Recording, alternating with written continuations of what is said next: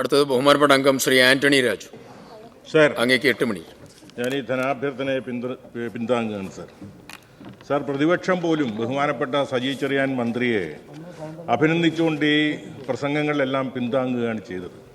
പിന്നെ എന്തുകൊണ്ടാണ് അവർ ധനാഭ്യർത്ഥനയെ എതിർത്തതെന്ന് എനിക്കറിയില്ല സാർ. സാർ, അത് വഴിപാടിന് വേണ്ടി എതിർത്തു എന്ന് തന്നെയാണ് ഞാനും കരുതുന്നത്. സാർ, അങ്ങനെ കെ രമ MLA ഉൾപ്പെടെ, സാർ KPA മജീദ് ഉൾപ്പെടെ എല്ലാവരും അഭിനന്ദിക്കുന്നത് നമ്മൾ കേട്ടതാണല്ലോ സാർ. നിവൃത്തിയില്ലാതെ ഗതികേട് കൊണ്ട് അവർ അതിനെ എതിർക്കേണ്ടി വരുന്നു എന്നുള്ളത് മാത്രമേ ഞാൻ കരുതുന്നുള്ളൂ. സാർ, സമാനതകളില്ലാത്ത വികസനമല്ല സാർ ഈ തീരപ്രദേശത്ത് ഈ രണ്ടാം പിണറായി സർക്കാരിൻ്റെ കാലത്ത് നടന്നുകൊണ്ടിരിക്കുന്നത്. നിഷേധിക്കാൻ പറ്റുമോ അവർക്ക്?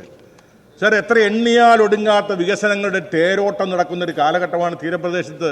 സാർ, തീരസദസ്സിനെ കുറിച്ച് ഞാൻ വിശദീകരിക്കുന്നില്ല. ചരിത്രം സൃഷ്ടിച്ചില്ലേ ബഹുമാനപ്പെട്ട മന്ത്രി? 47 തീരദേശ മണ്ഡലങ്ങളിൽ ഒരു മന്ത്രി നേരിട്ട് പോയി എല്ലാ ജനങ്ങളെയും കണ്ട് പ്രശ്നങ്ങൾ കേട്ട് 25,000-ൽ പരം അപേക്ഷകൾ വാങ്ങി.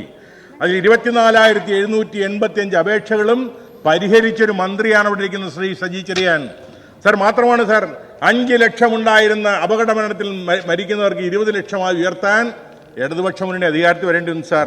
സാർ, ഇവിടെ ചോദിച്ചു കാലാവസ്ഥാ വ്യതിയാനം ഉണ്ടാകുമ്പോൾ എന്തെങ്കിലും കൊടുക്കണ്ടേ എന്ന്. സാർ, ഇന്ത്യയിൽ കാലാവസ്ഥാ വ്യതിയാനം മൂലം മത്സ്യത്തൊഴിലാളികൾ തൊഴിൽ നഷ്ടപ്പെട്ടാൽ പണം കൊടുക്കുന്ന ഏക സംസ്ഥാനമായി മാറിയത് പിണറായി വിജയൻ ഭരിക്കുന്ന കേരളത്തിലാണ്.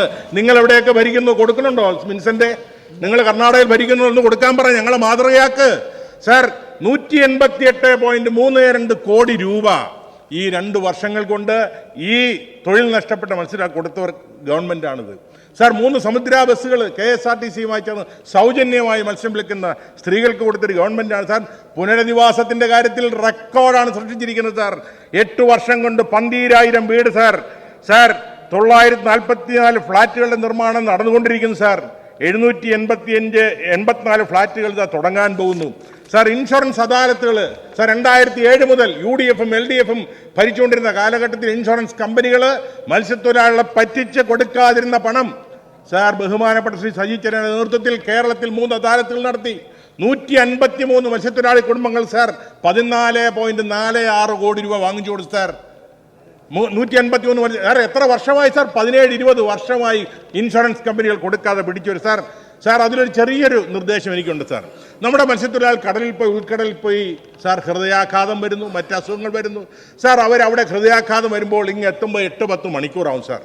സാർ, ആശുപത്രിയിൽ എത്തിക്കഴിയുമ്പോൾ മരണപ്പെട്ട് കഴിയുമ്പോൾ അപകടമരണമല്ലാത്തത് കൊണ്ട് ഇൻഷുറൻസ് കമ്പനികൾ കൊടുക്കുന്നില്ല. സാർ, ഹൃദയാഘാതം ഉള്ളിൽ വെച്ചുണ്ടായ മത്സ്യത്തൊഴിലാളിക്ക് കടലിൽ പോയില്ലായിരുന്നെങ്കിൽ, കരയിലായിരുന്നെങ്കിൽ ആശുപത്രിയിൽ പോയി രക്ഷപ്പെടുമായിരുന്നു. സാർ, 8-10 മണിക്കൂർ അവിടെ നിന്ന് കടൽ താണ്ടി ഇവിടെ എത്തി ഇവിടെ വരുന്നത് കൊണ്ടാണ് മരിക്കാനിടയാ. സാർ, ഇൻഷുറൻസ് കമ്പനികളെ കടലിൽ വെച്ച് മത്സ്യബന്ധനം നടത്തുമ്പോൾ ഏത് വിധേന മരിച്ചാലും അവർക്ക് ഇൻഷുറൻസ് തുക നടപ്പിലാക്കുന്ന വിധത്തിൽ അതിന്റെ കണ്ടീഷനുകൾ മാറ്റാൻ ബഹുമാനപ്പെട്ട മന്ത്രി തയ്യാറാണ്.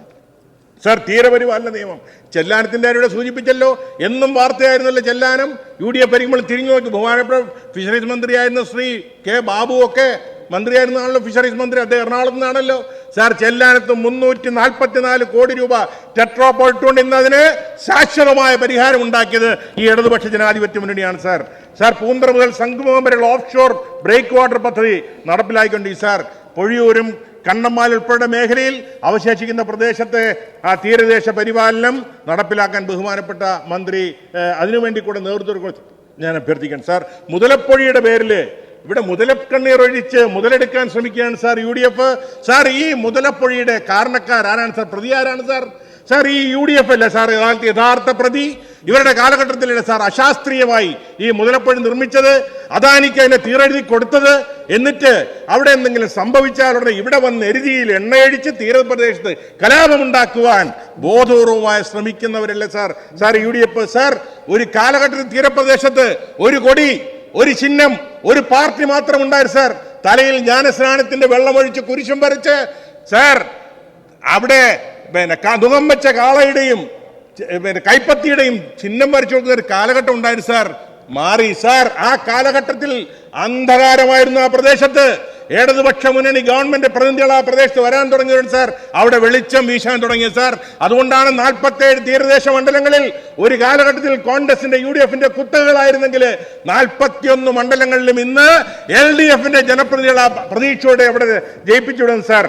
സാർ, നിങ്ങളുടെ കണ്ണിലെ കോല് മാറ്റിയിട്ട് വേണം സാർ ഞങ്ങളുടെ കണ്ണിലെ കരടെടുക്കാൻ വരാൻ.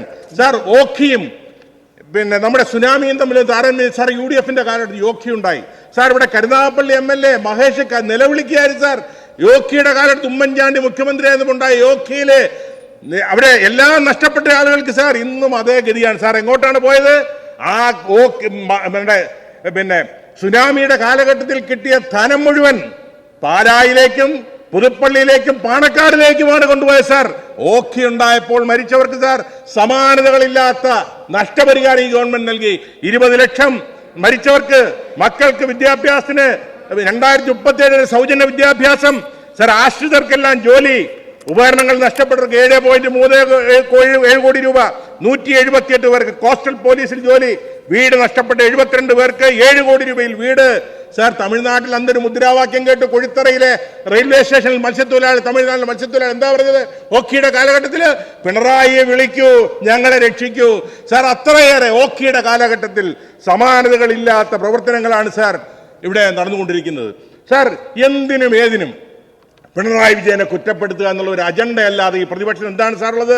സാർ, മഴ പെയ്താൽ പിണറായിക്ക് കുറ്റം, മഴ പെയ്തില്ലെങ്കിൽ പിണറായിക്ക് കുറ്റം, കാറ്റടിച്ചാൽ പിണറായിക്ക് കുറ്റം, കാറ്റടിച്ചില്ലെങ്കിൽ പിണറായിക്ക് കുറ്റം, ചൂട് കൂടിയാൽ പിണറായി പ്രതി, ചൂട് കൂടിയില്ലെങ്കിൽ കുറഞ്ഞാൽ പിണറായിക്ക് കുറ്റം സാർ. പുഴയിൽ വെള്ളം പൊങ്ങിയാൽ പിണറായിയെ കുറ്റം, വെള്ളം താണാൽ പിണറായിയെ കുറ്റം സാർ.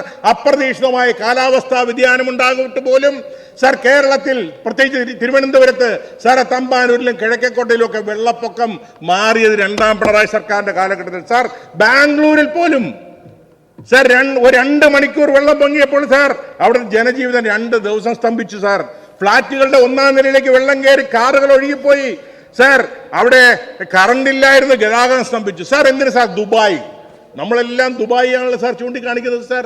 ദുബായിൽ 3 മണിക്കൂർ തോരാതെ മഴ പെയ്തപ്പോൾ സാർ 3 ദിവസത്തെ അവിടുത്തെ എയർപോർട്ട് അടച്ചിട്ട് സാർ. സാർ അതുപോലെ തന്നെ 3 ദിവസം സ്കൂളുകളെല്ലാം പൂട്ടി സാർ. 3 ദിവസം ഗതാഗതം മുഴുവൻ നിരോധിച്ചു സാർ. ഇതെല്ലാമാണ് സാർ അപ്രതീക്ഷിതമായി ഉണ്ടാകുന്ന കാലാവസ്ഥാ വ്യതിയാനം മൂലം ഉണ്ടാകുന്ന ചില പ്രതിഭാസങ്ങളെ നമ്മൾ നേരിടേണ്ടി വരും. അതിനെല്ലാം രാഷ്ട്രീയ കണ്ണോടുകൂടി ഈ പ്രതിപക്ഷം എല്ലാത്തിനും പിണറായിയെ ഭരണപക്ഷത്തെ കുറ്റപ്പെടുന്നത് ശരിയാണ്. ആത്മപരിശോധന നടത്തണം സാർ. സാർ ഈ പ്രതിപക്ഷ നേതാവ് ശ്രീ VD സതീശൻ ഈ അടുത്ത കാലം സാർ എക്സാലോജിക് കൺസൾട്ടൻസിയെ കുറിച്ച് ഒരു ആരോപണം വന്നു. ഏതോ ഒരു വിവരദോഷി പറഞ്ഞു. അതും ഏറ്റുപിടിച്ച് സാർ ഇദ്ദേഹം ഉടനെ തുടങ്ങിയില്ലേ പ്രസ്താവന സാർ. കാള വെറ്റെന്ന് കേട്ടാൽ കയറെടുക്കുകയല്ല മാത്രമല്ല സാറേ, പാത്രം എടുത്ത് പാല് ഇറക്കാൻ പോകുന്ന ഒരു പ്രതിപക്ഷ നേതാവായി ശ്രീ VD സതീശൻ അതപ്പതിച്ചില്ലേ സാർ? ആ എക്സാലോജിക്കുമായിട്ട് ഈ എക്സാലോജിക്ക് വല്ല ബന്ധമുണ്ടോ? എന്നിട്ട് സാർ പിന്നെ അതേക്കുറിച്ച് അദ്ദേഹം മിണ്ടിയില്ല. ഭാഗ്യത്തിന് സാർ. സത്യം നേരിട്ട് കണ്ടിട്ടും അറിഞ്ഞിട്ടും അസത്യം മാത്രം വിശ്വസിച്ച് ജീവിക്കുകയാണ് സാർ ഈ പ്രതിപക്ഷം സാർ. പാർലമെന്റ് ഇലക്ഷൻ കഴിഞ്ഞപ്പോൾ സാർ എന്തൊരു സാരോപദേശം സാർ. അഹന്തയുടെ തിമിരം ബാധിച്ച കണ്ണിലൂടെയാണ് സാർ UDF ഇപ്പോൾ എല്ലാം കാണുന്നത് സാർ. പാർലമെന്റിൽ ഞങ്ങൾ വിജയിച്ചില്ല, നിങ്ങൾ വിജയിച്ചോ? നിങ്ങൾ കഴിഞ്ഞ 19 സീറ്റ് ഉണ്ടായിരുന്നു, നിങ്ങൾ 1 സീറ്റ് കുറഞ്ഞു, 18ആയി. നിങ്ങളുടെ രാഹുൽ ഗാന്ധി 1 ലക്ഷം വോട്ട് കുറഞ്ഞു സാർ. ഇവരൊക്കെ ലഡു വിതരണം ചെയ്യുന്നത് കേട്ടപ്പോൾ ഞാൻ വിചാരിച്ചു സാർ കേന്ദ്രത്തിൽ ഇവരാ ഭരണത്തിൽ വന്നതെന്ന് സാർ. നിങ്ങളുടെ പ്രതിപക്ഷ നേതാവ് വരുന്ന ആൾ തോറ്റില്ലേ?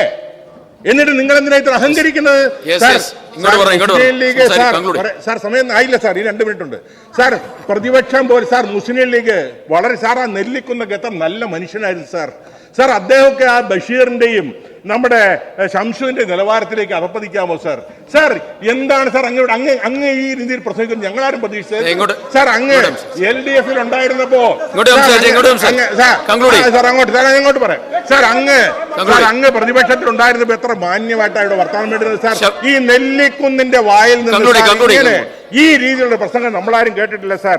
സാർ ഞാൻ ദീർഘിപ്പിക്കുന്നില്ല സാർ.